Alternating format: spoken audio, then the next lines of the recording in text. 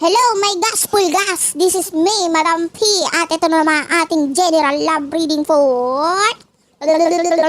Air sign, Gemini, Libra, Aquarius. Take only what resonates. Hindi ito magre-resonate sa lahat. So, kunin mo lang yung mga magre-resonate sa'yo. Okay? Past, present, future tayo dito. This is for Air sign, Gemini, Libra, Aquarius. Sa mga hindi pa nakaka-subscribe, may saltik ka. Pwede ka subscribe. Yun kasi ang requirements pag magsusubscribe dito sa channel na ito. Kailangan guaranteed ka saltik. Pag wala kang saltik, huwag ka mag-subscribe kasi nai-stress ako sa inyo. Sa mga nagko-comment yan, wala ka naman saltik. Luka-luka ka na, pumunta ka na ng mental, isuko mo na sarili mo. Alam mo na ang saltik channel to, subscribe ka eh. Siyempre, may saltik yung may reader dito. Gets? Gets. Let's start. This is for Air sign, Gemini, Libra, Aquarius. Kunin muna natin yung main energy mo na person mo, past, present, and future sa inyo. Kung wala kang kakonect, this is not for you, ha? Hindi para sa ito. Huwag tayong ano. Kunin natin yung main energy mo. Main energy mo. Ayan, ang bilis. Consider your foundation. I-consider mo daw yung foundation mo dapat pantay. Huwag tayo nagpa-foundation kung hindi pantay. Dahil magmumukha tayong tanga. Parang foundation day. Gets? Gets. Siyempre joke lang. Pakialam ko sa foundation mo. Kahit hindi pantay yan. Mas maiti, mas maputi. Wala akong pakialam. Mukha mo naman yan. Anyway. Consider your foundation. Take a chance on love. Relationship patterns. May paulit-ulit na nangyayari sa you and this person. Ano na naman yan?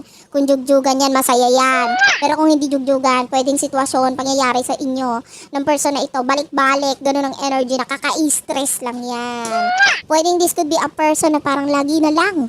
Nandyan. Tapos aalisin naman. Tapos nandyan na naman. Tapos aalisin naman. Balik-balik sa buhay mo. Ang sarap tuktukan. Ganun.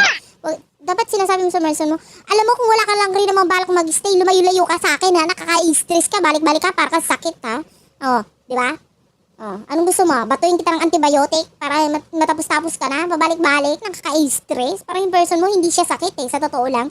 Ginawa niya ng hobby yung pagbalik at sa buhay mo, parang ginawa niyang allergy. Ganon. Allergy, yung alam mo yan, minsan nandyan, minsan wala. Gets mo? Basta itong person mo parang, in short, parang siyang germs. Nakakarumi ng buhay mo. Lalo na with have faith, Ikaw lang rin naman kasi, ikaw may kasalanan. Kasi, kahit pa paano nagtitiwala ko sa connection ninyo. Baka naman magbago or baka naman this time around mag-stay na siya. Ganon. Expect ka ng expect eh. Saka pa eh. Kung may kasalanan dito eh. Kaya yung person mo tuloy, parang nakampante. Parang ganyan. Umalis man ako, alam ko may babalikan ako. Ganun ang energy. So, sino ba itong person na kakonect mo?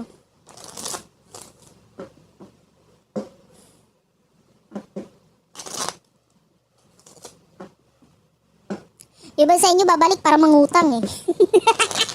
May pera ka ba dyan? Oy, kamusta?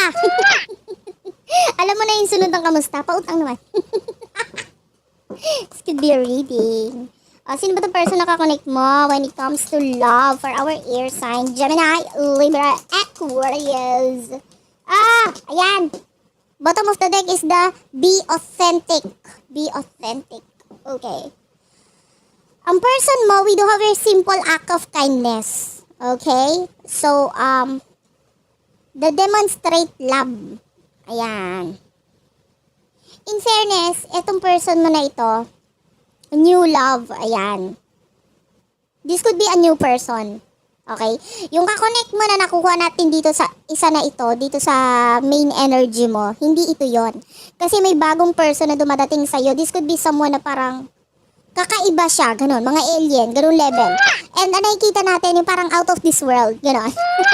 Hindi, pwedeng ito yung hindi mo hinahanap noon. Kasi sanay ka masaktan noon, sanay kang lokohin noon, sanay kang magmukhang tanga noon, pero this time around, itong person na ito, papatunayan niya sa'yo na parang hindi mo deserve yung mga bagay na yan.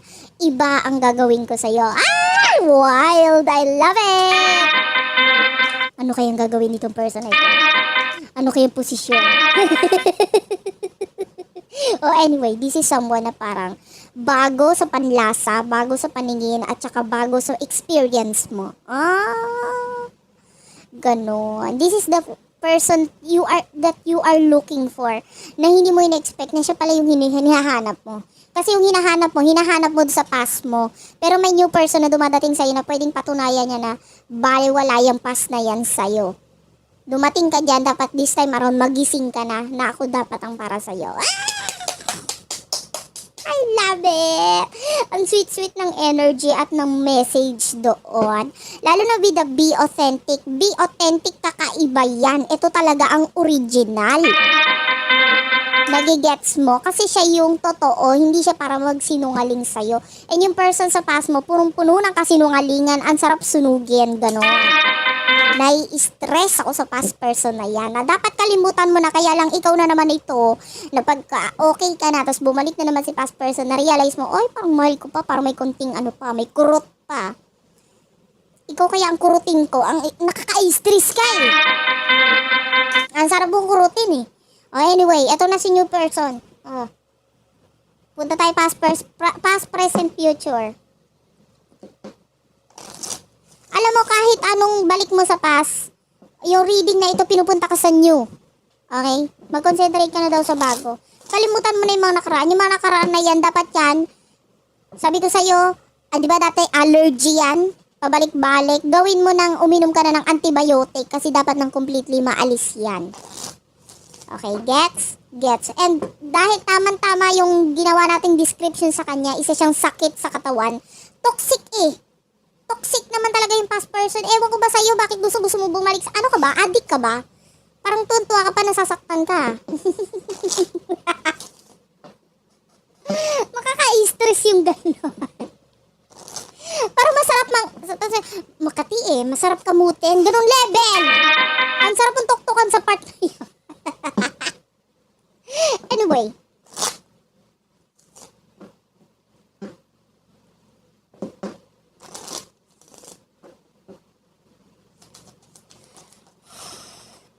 Energy.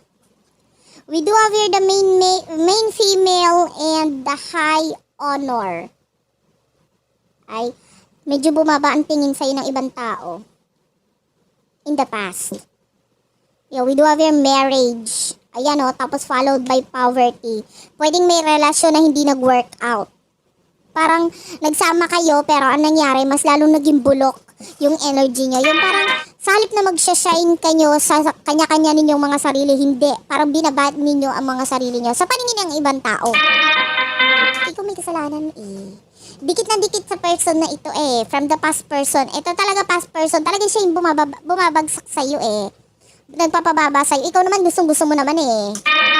Haliparet ka rin eh. Nakaka-stress ka eh. Sa halip na iwanan mo ng ginawa mo, dumikit ka pa. Pinagmalaki mo pa. Niyabang mo pa. Pinagsabi mo pa, hoy, may allergy ako sa katawan. Ito siya.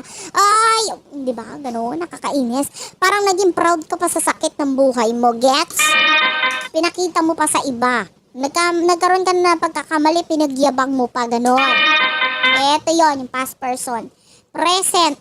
What do we have here for our present? For our air sign, Gemini, Libra, Aquarius. Ayan, ayan ka na naman. Ang sarap mo na naman tuktukan. Hindi lang tuktok ang dapat sa'yo. Dapat sa'yo, hinahagis ka na sa labas eh. Nakaka-stress ka eh.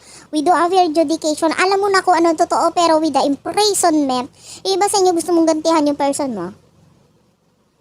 Pero kung just in case magbabago siya, okay lang. Tatanggapin mo na naman. Ayan, ang nakaka-stress sa'yo. Alam mo yung tanga, inaral mong mabuti. Oo, yung iba sa inyo matalino ka naman eh. Oo. Pero itong pagiging tanga, kinarir mo.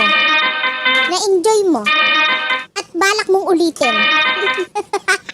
Yun yung nakikita. Ay, hindi man para sa lahat. Yung iba natauhan na. Pero majority, nakikita natin, may katangahan. Ang sarap tuktukan. Ang sarap ihagi sa labas. Iba, alam mo yun, yung parang, ang sarap may suko sa barangay, sa totoo lang. Kung ako ang nanay mo, naku, hindi na kita matitiis. Pamimigay na kita, visit ka. Gano'n. Gano'n level. Matigas ang ulo mo eh. And itong person na ito, ay nakikita natin na parang, sige, just in case magbago ito, pagbibigyan ko. Mga 3 months lang, bigyan ko. Ano? Ano pa 3 months ka pa? Ang sarap mag-routine. Hindi ka pa, ano ba? Nakaka-stress. Kalimutan mo na. Yun ang advice sa'yo. Kasi masasaktan at masasaktan ka lang ulit pag pinabalik-balik mo tong person na ito na sakit ng buhay mo. Napaka-toxic. Bakit ba ayaw pang maiwan-iwan dyan? Ganun ba kalaki yan? Nakaka-stress yan. Anyway, what will happen in the near future for the both of you? At mangyayari? Future reading tayo for air sign. Community. Ayan, ilapit mo ang sarili mo sa barangay tanod kasi kailangan mo na isuko ang sarili mo sa pulis. Ganon. Kinalaman yung iba seryosong-seryoso. Hindi. Ilapit mo yung sarili mo sa mga taong talagang nagbibigay ng importansya sa'yo. Family or friends. Kasi we do have your occupation yan. Mag-focus ka muna sa sarili mo, sa karir mo, at iwas-iwasan mo muna ang love life. Nagigets mo ako? Kailangan matutunan mong mahalin muna ang sarili mo kasi nabawasan yung pagmamahal mo sa sarili mo dahil nagpakatanga ka dito sa siraulong to. Nakinalimutan mo yung sarili mo, mas minahal mo siya. You are a creative person. Marami pa naghihintay na swerte sa'yo. Pero, alam mo yun, yung iba sa inyo, huwag ka muna love life.